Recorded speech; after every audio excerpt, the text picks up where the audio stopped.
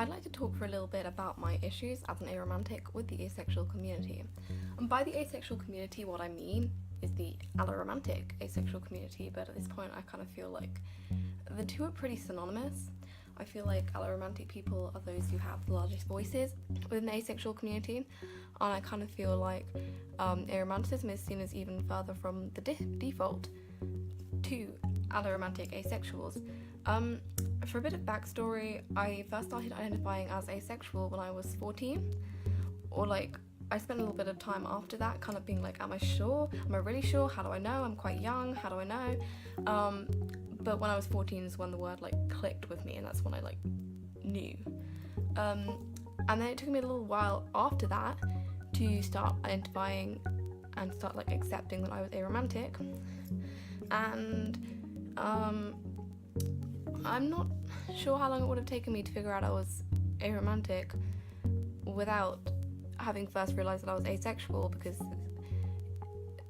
asexuality is really the only way that you can, at the moment, get to aromanticism, which I feel like is kind of relevant. We're going to be talking a lot about the fact that aromanticism is kind of seen as a subset of asexuality and how that's really harmful. Starting at the beginning, as I've just said, the ace community to me is synonymous with the aromantic asexual community, because I kind of feel like ace culture as a whole, like asexual community culture, is obsessed with romance. And when I say obsessed with romance, I mean obsessed with romance. This shows itself the most in kind of like 101 type articles where it's explaining asexuality, but it comes up in pretty much every other aspect of like the community culture as well. Everything that's like aimed at asexuals will be like, here's how to find a partner that accepts your asexuality, here's how you can have a loving relationship without sex, like and everything is just focused on romance in a way that is alienating. It's really alienating, especially when I'm seeing the exact same thing every single day from every other part of like the world. I'm seeing the same thing from cis-hets, I'm seeing the same thing from like queer people, and then to see that even still from asexual people, it's tiring. And I think it's a big part of why so many aromantics are depressed, why so many of us feel that we are not human. Not specifically that asexuals are doing that, but that everybody is doing that. And you would think that asexuals would be the people who wouldn't do that, but they do, possibly even more than the rest of the world. And I feel like it's a reaction. I feel like it's a reaction to the fact that they know that they're not seen as the norm, because asexuality is seen as something that's, you know, like at best a bit weird and at worst a mental disorder. So I feel like it's like a reactionary thing where they've just sort of thought like, hey, but we can still love, and that's unfortunately not a great way to cope with being seen as different. It's not really great to kind of go and throw other people under the bus. We talk a lot about this in the aromantic community. We talk a lot about asexuals kind of throwing us under the bus, because you will see a lot of like asexual activism and like asexual content, any like asexuality articles, and they'll be like, oh, I'm ace, but I can still love, and there's this kind of underlying implication that's like, I'm ace, I'm still human. And I think what I'm about to say, I think, is something I would like to talk about more possibly in the future, because I think it's a complicated topic and it's something that I would probably want to take maybe a whole video to discuss. But I think the current attitude of the asexual community is actually something that the early asexual community was really trying to avoid. Because for those of you that don't know, at the asexual community's beginning, there was this general aura of like superiority almost to people who like had sex, to people who felt sexual attraction, and this logic essentially like fell back on the idea that sex is like dirty, and it fell back on a lot of like sex shaming, and so this is something that early like intra-community efforts was kind of focused on like pushing out. This is an ideology that people didn't want to persist, and this is all stuff that I only really know from like reading about it, not from being there, by the way. So if it was slightly more like nuanced than that, or if the situation is slightly different than what I'm describing, then that's just because I actually wasn't there, and this is just based on what I've heard and based on what I've read.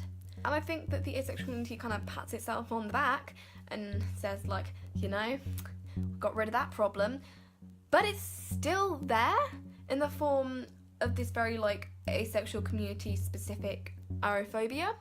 A sentiment that you see a lot is like, oh, at least you know that your asexual partner is only with you because they love you and not for your body, which is a nice sentiment, I guess, but only if it's applied to an individual relationship, in my opinion. I think like, I imagine it's a very nice thing to say like, oh, my partner loves like all of me and not just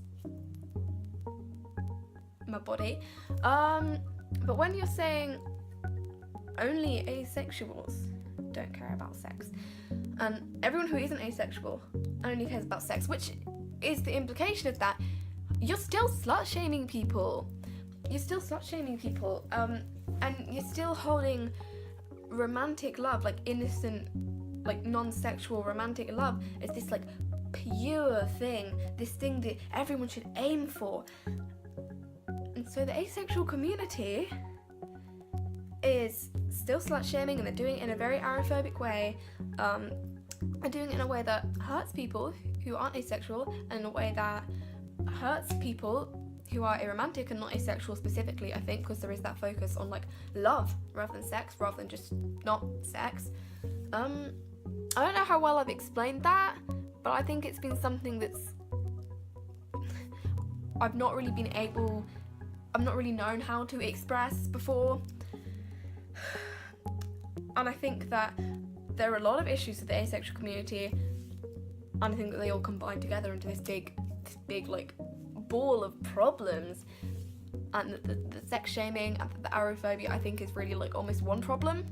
So I guess that's what I'm trying to express there. And at this point, because so much asexual content, because all of these like asexuality articles, because they focus on aromantic asexuality, I'm at this point where I see a mention of asexuality and I assume that it doesn't apply to me as an aromantic asexual. I feel an extreme disconnect from my own community, and this is something that I've seen a lot of other aromantics say from my time in like aromantic spaces.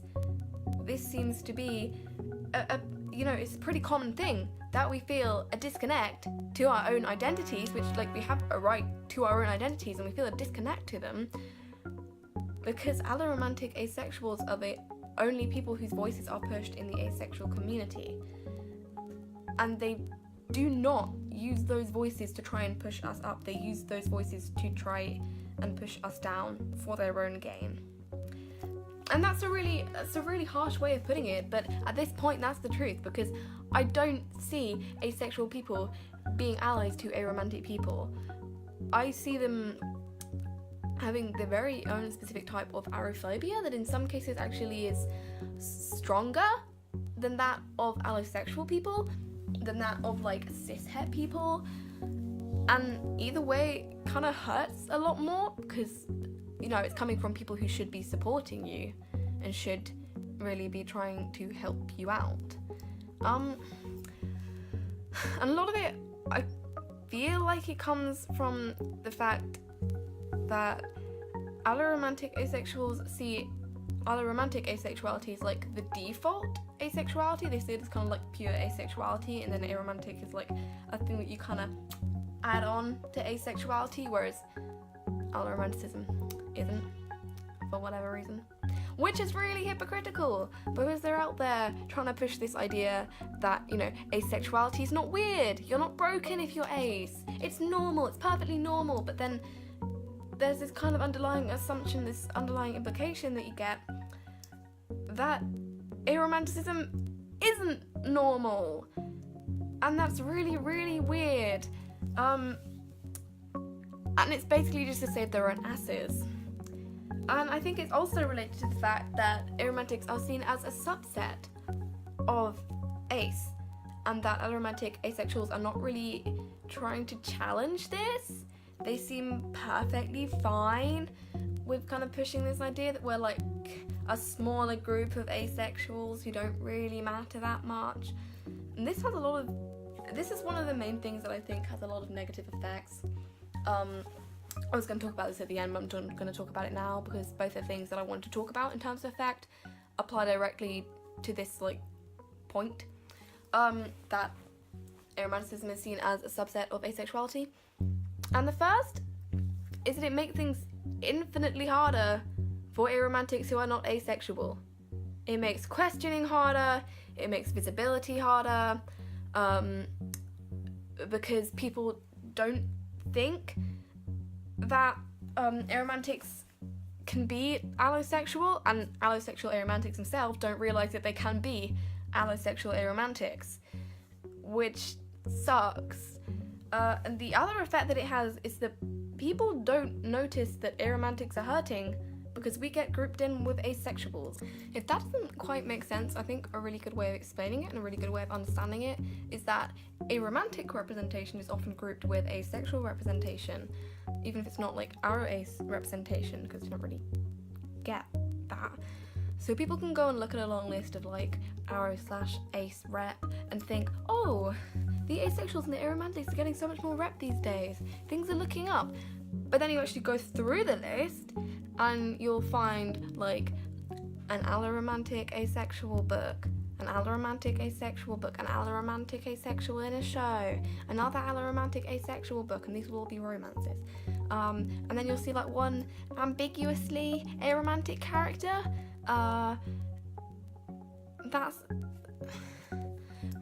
Which isn't great. And then you actually have alloromantic asexuals who will still claim that all asexual rep is aromantic. We never have characters who are asexual and can still love, despite the fact there are two characters who are explicitly aromantic. Two characters. They are, by the way, Jughead Jones from the Archie comics and Kelladry, I don't know if I pronounced that right, but Kelladry from the Protector of the Small series. If you're one of the fine people who wants to argue either of those points, especially if you're one of the fine alloromantic asexual people who wants to argue either of those points, then go fuck yourself. I feel like I should add at this point that my view is somewhat reinforced by like asexuality 101 type blogs and asexuality articles that are presumably written by allies that don't really discuss aromanticism or talk about it as a subset of asexuality or push this idea that like asexuals can still love. So some of that is not on the alloromantic asexuals, that's on well-meaning but ultimately harmful allies.